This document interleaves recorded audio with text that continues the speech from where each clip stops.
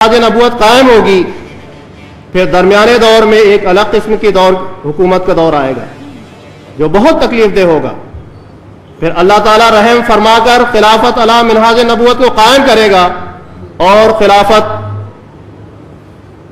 یہ برکت جاری رہے گی. یعنی حضرت صلی اللہ علیہ وسلم اس کے بعد خاموش ہو گئے، اس کا مطلب یہ تھا کہ اس کے بعد یہ سلسلہ جاری چلا جائے گا. تو حضرت صلی اللہ علیہ وسلم کی عبادت بڑی شان کے ساتھ پوری ہوئی اور خلافت علی منہاج نبوت قائم ہو گئی. خلافت کا یہ سلسلہ چلتا رہا اور چلتا چلا جائے گا انشاءاللہ تعالی. الحمدللہ 27 مئی 2008 کو ہم نے خلافت احمدیہ کا 7 سالہ پروگرام اور 7 سالہ جشن پوری دنیا میں 190 ممالک میں بسنے والے احمدیوں نے بڑی شان کے ساتھ منایا. اور ایک ہی جگہ ایسا محسوس ہوا کہ ایک ہی جگہ ہم سارے بیٹھے ہوئے ہیں اور اپنے پیارے امام ایدہ اللہ تعالیٰ بن عزیز کا خطاب ہم سارے سن رہے ہیں. تو یہ جماعت احمدیہ کا تعارف ہے کہ ہم جیسا کہ رسول اللہ صلی اللہ علیہ وسلم نے بیان فرمایا تھا کہ وہ جنتی فرقے کی علامت یہ ہوگی کہ وہ ایک ہاتھ پر جمع ہوں گے اور ایک جماعت ہوگی.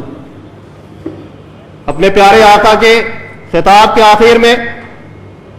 ہم نے اپنے آقا کے حکم کے تعمیل میں ہم سب نے یہ دہرایا اور وفاداری کا ثبوت بھی دیا. آج ہم یہ جلسہ منا رہے ہیں، خود ہم سب گواہ ہیں. جماعت احمدیہ کے تعارف پہ یہ بتانا بھی ضروری ہے کہ جب ہم جلسہ منعقد کرنے جا رہے ہیں ہم بہت سارے لوگوں کے پاس گئے، وہاں جماعت کا تعارف بھی کروایا اور آج اللہ تعالیٰ کے فضل سے اخبارات میں جماعت کے حق میں بھی خبریں آئیں اور جہاں جماعت کے حق میں خبریں آئیں وہاں جماعت کے خلاف بھی خبریں اخبار نے شائع کی. اردو اخبارات نے جو بھی اخبارات یہاں سے نکلتے اس میں جماعت احمدیہ کے خلاف خبریں شائع ہوئی اور جگہ جگہ پر جماعت کے خلاف پوسٹر بھی لگائے گئے. تو یہی وہ احمدیت کی صداقت کی علامت ہے کہ جو سچی جماعت ہوتی ہے اس کی اسی طرح مخالفت ہوا کرتی ہے. تو اس طرح جماعت احمدیہ کے عقائد لوگوں تک ہم نہ پہنچانے والے ہوئے تو ان کے ذریعے سے جماعت کے ہر عقائد پہنچ چلے جاتے ہیں. بس آج جماعت احمدیہ کے تعارف خلافت احمدیہ کے ذریعے سے پھیلتا چلا جا رہا ہے اور پھیلتا چلا جائے گا انشاءاللہ تعالی. جماعت احمدیہ صرف مسلمانوں کے لیے نہیں، ہندوؤں کے لیے نہیں، دوسری قوموں کے لیے نہیں، بلکہ ہر قوم اور ہر ملت سے، ہر مذہب والوں سے ہمدردی کرتی ہے اور ہمدردی کا سلوک جماعت احمدیہ کرتی ہے اور ان کی روحانی اور جسمانی ترقیات دونوں کے طریقے سے جماعت کوشش کرتی ہے. حضرت اقدس مسیح موعود علیہ الصلوۃ والسلام بیان فرماتے ہیں، آپ فرماتے ہیں کہ وہ کام جس کے لیے خدا تعالیٰ نے مجھے مامور کیا ہے وہ یہ ہے کہ خدا میں اور اس کی مخلوق کے رشتہ میں جو قدورت واقع ہو گئی ہے اس کو دور کر کے محبت اور اخلاص کے تعلق کو دوبارہ قائم کروں اور سچائی کے اظہار سے مذہبی جنگوں کا خاتمہ کر کے صلح کی بنیاد ڈالوں اور وہ دینی سچائیاں جو دنیا کی آنکھ سے مخفی ہو گئی ہیں ان کو ظاہر کر دوں اور وہ روحانیت جو نفسانی تاریکیوں کے نیچے دب گئی ہے اس کا نمونہ دکھاؤں اور خدا کی طاقتیں جو انسان کے اندر داخل ہو کر توجہ یا دعا کے ذریعے سے نمودار ہوتی ہیں، حال کے ذریعے سے نہ محض قال سے، ان کی کیفیت بیان کروں اور سب سے زیادہ یہ کہ وہ خالص اور چمکتی ہوئی توحید جو ہر ایک قسم کے شرک کی آمیزش سے خالی ہے، جو اب نابود ہو چکی ہے، اس کا دوبارہ قوم میں دائمی پودا لگا دو. اور یہ سب کچھ میری قوت سے نہیں ہوگا بلکہ اس خدا کی طاقت سے ہوگا جو آسمان اور زمین کا خدا ہے. پھر آپ نے بیان فرمایا، خدا نے مجھے بھیجا ہے کہ تا میں اس بات کا ثبوت دوں کہ زندہ کتاب قرآن ہے اور زندہ دین اسلام ہے اور زندہ رسول محمد مصطفیٰ صلی اللہ علیہ وسلم ہے. دیکھو میں زمین و آسمان کو گواہ کر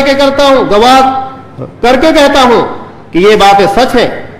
اور خدا وہی ایک خدا ہے جو کلمہ لا الہ الا اللہ محمد رسول اللہ میں پیش کیا گیا ہے،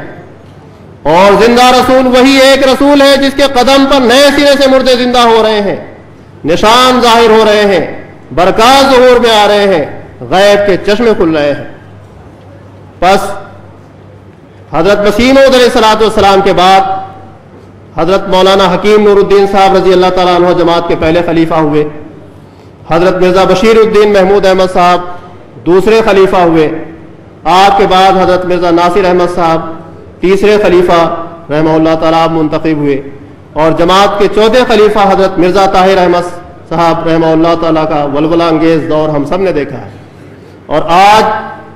ہم اپنے پیارے آقا حضرت مرزا مسرور احمد صاحب خلیفۃ المسیح خامی سیدہ اللہ تعالیٰ بالعزیز کی قیادت میں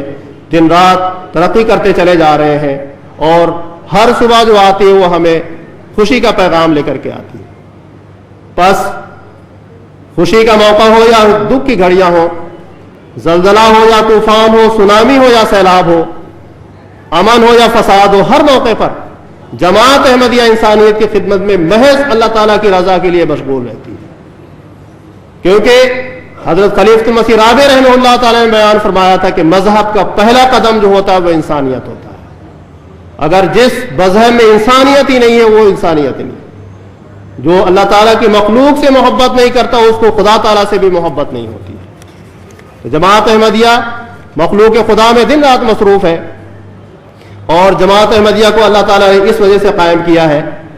کہ خدا تعالیٰ سے ملاقات کرائے، اللہ تعالیٰ کی پہچان کرائے، اللہ تعالیٰ سے محبت پیدا ہو، نفرت مٹے اور محبت قائم ہو۔ جماعت احمدیہ کے تیسرے خلیفہ حضرت مرزا ناصر احمد صاحب رحمہ اللہ تعالیٰ نے ایک پیغام دیا کہ محبت سب کے لیے، نفرت کسی سے نہیں۔ یہ ہم نے نہیں دیکھنا کہ یہ ہمارے مذہب کا ہے یا نہیں، بلکہ یہ دیکھنا ہے کہ انسان ہے یا نہیں۔ یہ جماعت احمدیہ کے عقائد میں بات شامل ہے۔ بس ہم تو اس بات کی دعوت دیتے ہیں